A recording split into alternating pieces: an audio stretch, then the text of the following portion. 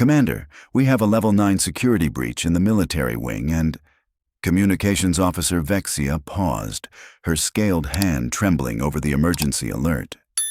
Sir, the Varkesh ambassador's cubs are involved. Station Commander Zilax felt his primary heart skip.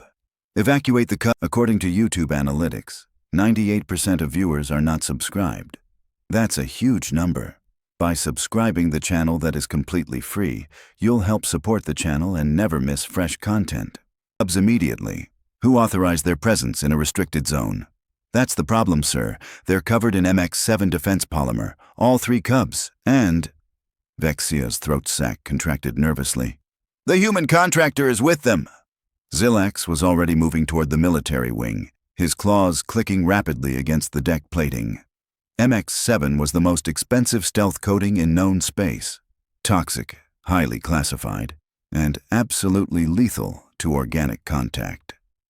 If the ambassador's cubs were contaminated, the diplomatic fallout would end the alliance that had taken 40 years to build. He rounded the corner to find Security Chief Jotaro already sealing the corridor, his mandibles clicking in obvious distress. Through the transparent aluminum barrier, Zilax could see 3 small Varkesh cubs, each no larger than a human child, sitting on the floor. Their white fur was streaked with iridescent blue handprints, and in the center of the group sat Emma Johnson, the human maintenance technician, calmly painting her helmet with a brush while the cubs dabbed tiny paw prints onto the surface. Explain, Zilax demanded, his translator struggling to keep his tone below a roar. Now! Jotaro's primary eyes swiveled to meet his commander's gaze. The human found the cubs wandering near the maintenance shaft. They were distressed.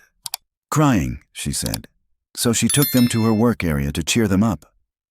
Her work area, Zilax repeated slowly, which is adjacent to the classified materials storage. She's been painting her equipment for the last hour, sir. The cubs wanted to help. Jotaro pulled up a data pad, his claws trembling. Commander, she's been using MX7, the experimental plasma diffusion gel, and the quantum reactive base coat, mixed together, on her helmet, with the cubs. Zilax's second heart stopped entirely. Those 3 compounds were stored in separate facilities on different decks, precisely because combining them would create a reaction that should have vaporized everything in a 50-meter radius. How are they still alive? Unknown, sir, but it gets worse. Jotaro gestured to the security feed. The cubs have been placing their paw prints on her helmet for 47 minutes. The compounds should be unstable for another 6 hours minimum. They've had direct contact the entire time. Through the barrier, Emma looked up and waved, a bright smile on her face. Hey, sorry, are we not supposed to be here? The cubs were really upset, and I figured some art therapy would help. We're almost done. One of the cubs chirped happily and pressed another tiny blue paw onto the helmet's surface, right next to a dozen other prints. Emma laughed and ruffled the cub's fur. Good job, buddy. Very artistic. Get Ambassador Talana here immediately, Zilax ordered. And someone get me Dr. R. Hill. I need our lead xenobiologist to tell me how those cubs are still breathing.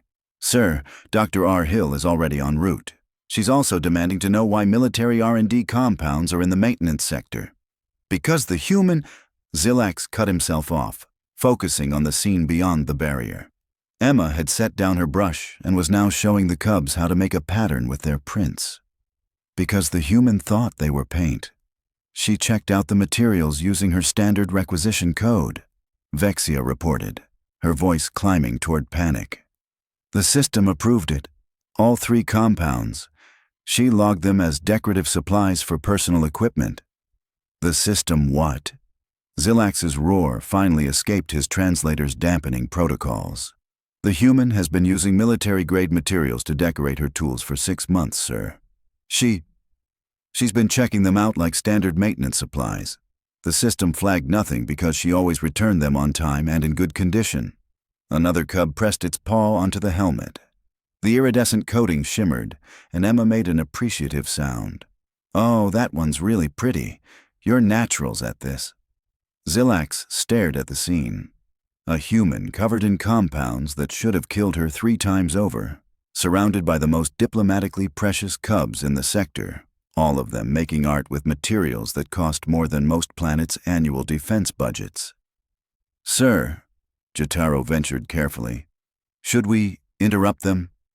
Before Zilax could respond, his communicator chimed with the unmistakable priority code of the Varkesh ambassador. He accepted the call, already preparing for the worst conversation of his career. "Commander Zilax." Ambassador Talana's melodic voice filled his audio receptor. "I have just been informed that my cubs are in your custody. They have been missing for 2 hours. I demand an immediate explanation and their safe return." Zilax looked at the cubs, happily painting paw prints onto a human's helmet with lethal military compounds. "Ambassador," he said carefully, "your cubs are safe. However, we have a situation." Dr. R. Hill arrived at a speed that would have impressed a combat pilot, her emergency medical kit already open. "Move aside. If those cubs have been exposed to MX7 for over an hour, their neural systems are already—" She stopped mid-sentence, staring through the barrier. The cubs were playing, actually playing. One was attempting to balance on Emma's knee while pressing both paws onto the helmet simultaneously. Another was carefully examining its blue-stained paws with obvious delight.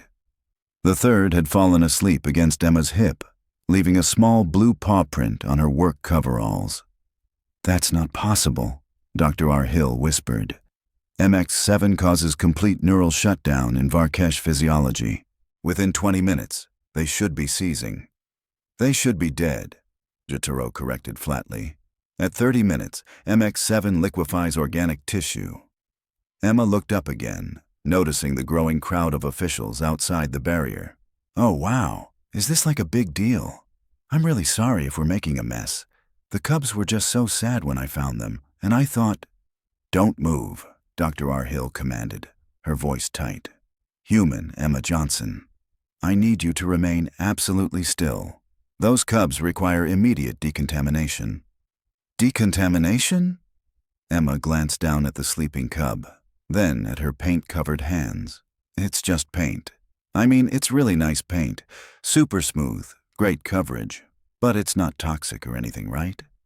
"It's lethal to 97% of known species," Dr. R. Hill said. She was already pulling up medical scanners, her hands moving in controlled panic. "Including yours." "Huh."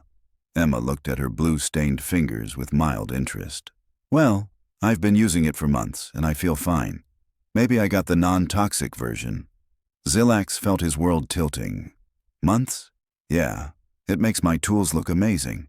Want to see my wrench collection? I did this gradient effect that—" "Scan the cubs!" Zilax barked at Dr. R. Hill. "Now!" The doctor aimed her medical scanner through the barrier, her body language radiating disbelief. The device hummed, compiled data, and then emitted a confused chirp that Zilax had never heard before. "Vital signs are perfect," Dr. R. Hill reported, her voice hollow. "Better than perfect. Their neural activity is elevated, in a positive way. Stress hormones are at baseline. They're healthier than when they entered this station 3 days ago." "That can't be right," Vexia said. "Run it again." Dr. R. Hill ran 3 more scans. Each one returned the same impossible results. "Scan the human," Zilax ordered, his mind racing through explanations and finding none. The scanner's hum changed pitch as it focused on Emma. She waved at it cheerfully. "Is this one of those medical things? I had my checkup last month. Clean bill of health." Dr. Rahill's throat sac went completely flat, the Varkesh equivalent of a human's jaw dropping. "Her biochemistry is actively neutralizing the toxic compounds." "No, not neutralizing. Stabilizing. The human's dermal secretions are acting as a bonding agent for the polymer chains." "In what language does that make sense?" Jotaro demanded. "In none." Dr. R. Hill's professional composure cracked. "This is impossible. The human should be exhibiting severe chemical burns at minimum. Instead, her skin is somehow creating a buffer that's rendering the mixture inert. And the cubs—" She ran another scan, her movements frantic. The cub's natural oils are interacting with the human's biochemistry to create a completely stable compound matrix. Zilak stepped closer to the barrier, studying Emma's helmet. The paw prints weren't just decorative. They formed an intricate, seemingly random pattern across the surface, each print slightly overlapping the next in ways that should have been chaotic, but instead appeared almost purposeful. "Get me a military scanner," he said quietly. "Defense grade. I want a full analysis of that helmet." 2 minutes later, Chief Military Engineer Korvax arrived with equipment that required 3 authorization codes just to activate. He took one look at the scene and his mandibles locked in the open position. "Is that MX-7 on a maintenance helmet?" "Just scan it," Zilak said. Korvax complied, aiming the military scanner at Emma's helmet through the barrier. The device ran its analysis, cross-referencing with classified military specifications. When it completed, Korvax made a sound like escaping steam. "Commander, I'm reading a 93% improvement in stealth properties compared to our optimal laboratory application." Silence. "That's not possible," Korvax continued, his voice climbing. "We've had teams working on optimal MX-7 pattern distribution for 8 years. The best we achieved was 61% efficiency. This," he gestured at the helmet covered in random cub paw prints, "this is better than theoretical maximum." Emma had finished applying another coat and was now helping the cubs wash their paws in a small basin of water. "There, all clean. You guys did such a great job. Very artistic." One of the cubs chirped and nuzzled her hand. Another was already reaching for the paint again, clearly wanting to add more prints. "Stop them!" Korvax lunged toward the barrier. "We need to document the exact pattern before they—" Too late. The cub pressed 2 more paw prints onto the helmet's side, right next to a cluster of existing prints. The military scanner shrieked. 95% efficiency, Korvax read, his voice strangled. "The random placement is somehow optimizing the stealth field distribution. Each additional print improves the overall pattern." "How?" Zilax demanded. "I don't know." Korvax's professional calm shattered completely. "They're placing prints based on aesthetic preference. There's no mathematical model, no quantum calculations. They're just making it pretty," Emma supplied helpfully. "That's what art is, right? Making things pretty?" Through the barrier, another cub carefully pressed its paw onto a bare spot on the helmet, tilting its head to admire the result. The military scanner's readings climbed to 96%. Zalax watched as 3 Varkesh cubs and 1 oblivious human contractor accidentally created military technology that his entire R&D division had failed to achieve in nearly a decade. "Ambassador Talana is demanding an update," Vexia reported quietly. "What do I tell her?" Zilax looked at the sleeping cub, the playing cubs, and the human who thought she was just having a nice craft session with some sad children. "Tell her," he said slowly, "that her cubs are safe, happy, and have just revolutionized our entire military defense program." "Explain to me," Korvax said, his voice dangerously calm as he pulled up Emma's requisition records, "how a maintenance technician has been checking out 3 separate Level 9 classified compounds for 6 months without triggering a single security alert." "The system shows all materials returned in perfect condition," Vexia reported, scrolling through screens of data. "No contamination flags, no usage anomalies. She even filed them under equipment beautification, which apparently is a valid maintenance category." "Equipment beautification," Zilax repeated flatly. "It's a real thing," Emma called out, clearly eavesdropping. "Morale improvement through workplace personalization. It was in the employee handbook. Page 47, I think." Dr. R. Hill was still running scans, her movements becoming increasingly frantic. "Commander, I need to understand something. The human has been mixing these compounds for months." "Apparently. And she's been in direct contact with the mixture?" "She paints with her bare hands sometimes," Jotaro added helpfully, pulling up security footage. "Watch, there, she's using her fingers to blend the colors." Dr. R. Hill watched the footage with the expression of someone witnessing physics itself having a breakdown. Those three compounds together should create an exothermic reaction that— Commander, she should have lost her hands. All of them. Humans only have 2 hands, Emma corrected cheerfully. One of the cubs had woken up and was now trying to paint her boots. She seemed delighted by this development. That's still 2 more hands than she should have. Dr. R. Hill's professional composure was gone entirely. The quantum reactive base coat alone requires containment fields. She's been storing it in her locker. It fits perfectly next to my lunch, Emma said. Speaking of which, anyone want a sandwich? I made extra. She's offering us food, Korvax said to no one in particular, while covered in compounds that violate 6 laws of thermodynamics. Xilax watched as the cubs, now fully engaged in their artistic mission, began coordinating their paw print placement. They weren't just slapping prints randomly anymore. They were looking at the helmet, chittering to each other, and deliberately choosing spots that somehow, impossibly, improved the pattern's efficiency. They're optimizing it, he said slowly. The cubs are instinctively creating a quantum distribution pattern. Korvax's scanner confirmed it. 97% efficiency now. Commander, our best computer models can't calculate placement this optimal. It requires processing power we don't have. They're just doing it. They think they're making it pretty, Dr. R. Hill whispered. They're creating military-grade stealth technology because it looks nice. The door at the corridor's end slid open with a pneumatic hiss. Ambassador Talana entered, her white fur pristine, her bearing radiating diplomatic authority. She took one look at the scene, the security barrier, the crowd of officials, her cubs happily painting with a human, and her expression shifted through several emotions too quickly to track. Commander Xilax, she said with forced calm. Why are my cubs behind a security barrier? Ambassador, if you'll allow me to explain, are they in danger? No, but are they distressed? Actually, they're healthier than— Then why? Talana's voice dropped to something approaching a growl. Are they being treated like a containment threat? Emma looked up at the ambassador's voice. Oh, hi, are you their mom? They're so talented. Look at this pattern they made. It's beautiful. Talana's gaze shifted to Emma, to the cubs, to the helmet covered in tiny blue paw prints. One of the cubs saw its mother and chirped excitedly, holding up paint-covered paws as if to show off its accomplishment. The ambassador's expression softened immediately. They seem happy. They're covered in lethal military compounds, Dr. R. Hill said weakly. But happy, Talana observed.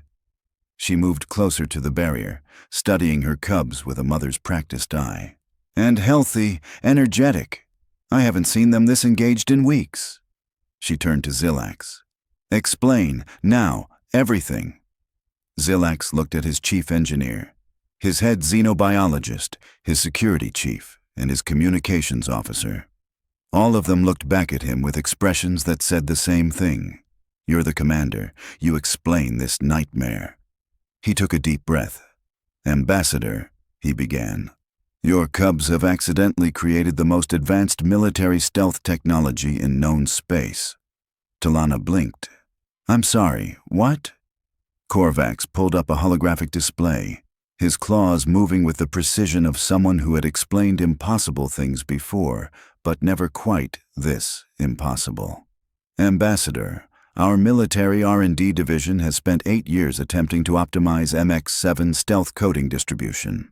Our best result achieved 61% efficiency.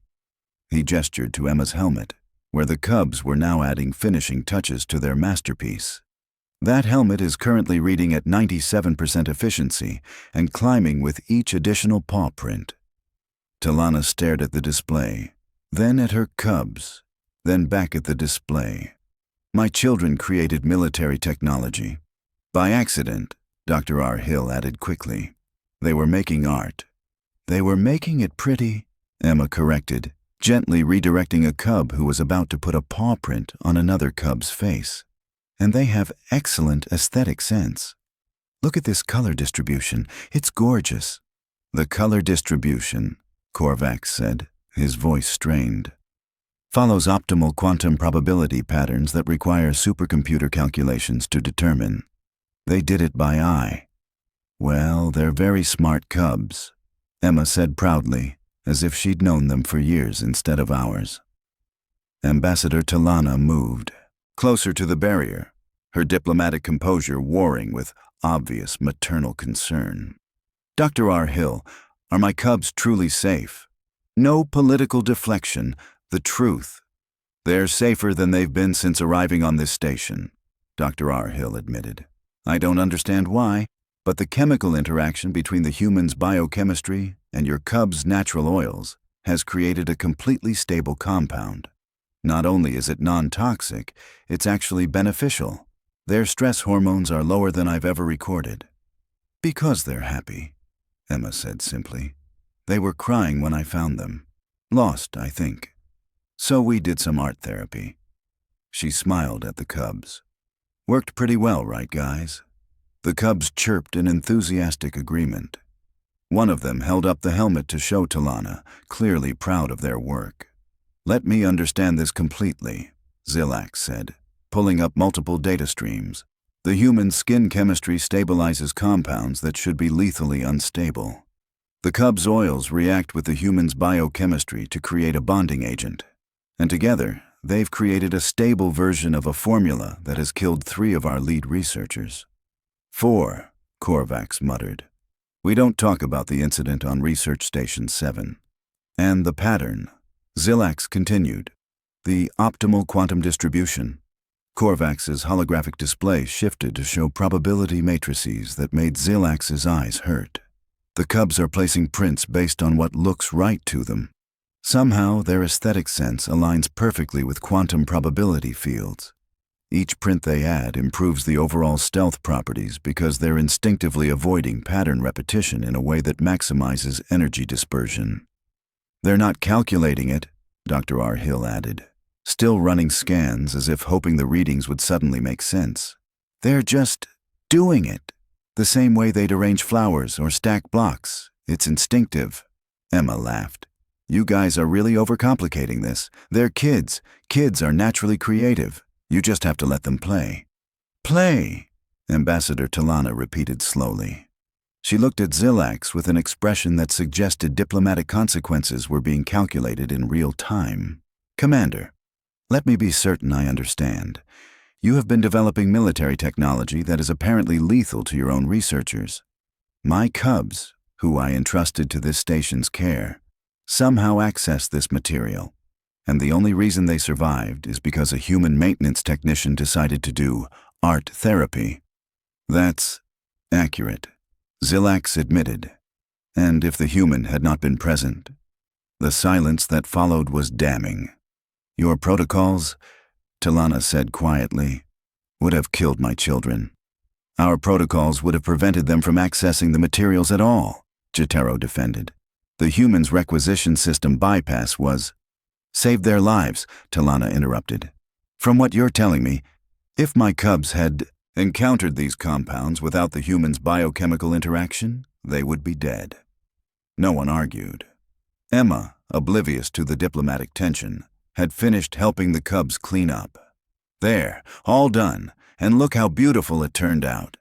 She held up the helmet, and even through the barrier, the iridescent paw print pattern seemed to shimmer with impossible depth. You should be really proud of them, Ambassador. They're incredibly talented.